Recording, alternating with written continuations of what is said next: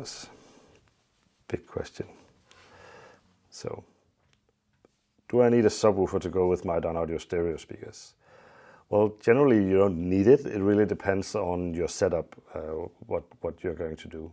So if you want to have compact speakers in a largish living room, or you want to play loud but don't want big speakers, then you don't really have a choice other than adding a subwoofer. You might also be using it in a home theater setup, where we definitely recommend using a subwoofer to play back the LFE channel, which has a lot more dynamic range in the lower frequencies than the main channels do. So for that, you obviously need a subwoofer. You basically have two approaches to adding a subwoofer to a stereo system. So one thing you can do is you can add in the subwoofer below the frequencies that the speaker itself can play. So basically reaching those very low frequencies beyond what the speaker is capable of.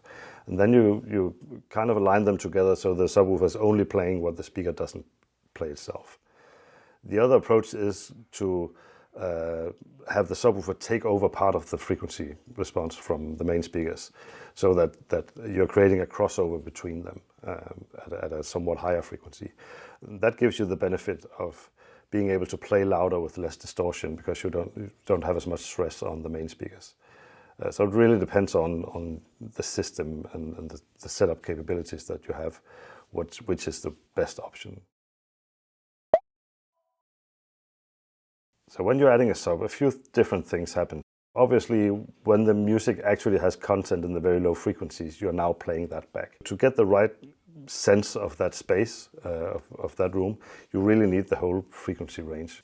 One way to put it is that in the same way as when you're playing back a bass instrument, or a kick drum or something like that, that also includes higher frequencies above the core frequencies of the instrument. And that information needs to be played back to give the right sense of the instrument. And the same thing actually happens with the low frequencies, that you don't get the right sense of the recording room and the listening space if you don't include those low frequencies. So even if you have a recording of a violin or some instrument that doesn't itself actually puts out low frequencies, the spectral reproduction of that recording just becomes more believable when you have the full frequency present in the playback. Next question. Do I need additional equipment in order to connect a subwoofer to my stereo speakers? Well, the best way to connect a subwoofer to the system is to use pre-outs on the amplifiers, connect that to the subwoofer in parallel with the stereo speakers. So assuming you don't have a crossover in your stereo amplifier, what you should do is set up the subwoofer so that it adds the output below the capability of the loudspeaker itself. So it should really blend together with the speakers. And with the Sub 6, we actually made this very simple for the user to do. We made presets that matches each of the individual loudspeakers that we have.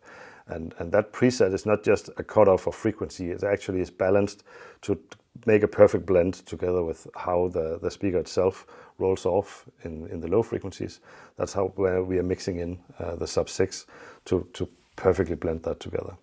This has all been set up with our Jupiter measurement system so that it works anechoically. So once you put it into your room, you will get a perfectly balanced system where all you have to do is kind of blend it into your living room. If you're not doing measurement equipment, you want to do it by ear, what you essentially should be doing is, the first step is try to balance the volume level. Play some music with good varied bass output.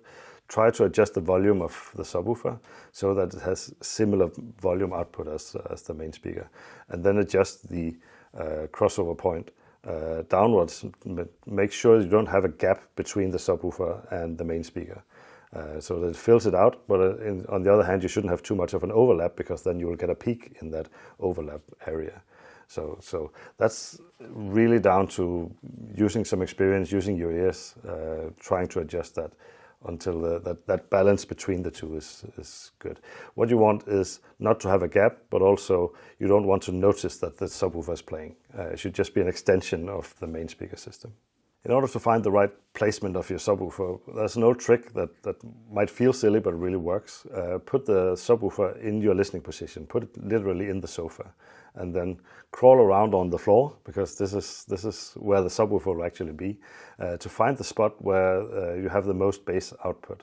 That's the spot where, if you reverse the two, you will also get the best output when you're in your listening position. So it might feel weird, but it really works in terms of finding the optimum spot for the subwoofer.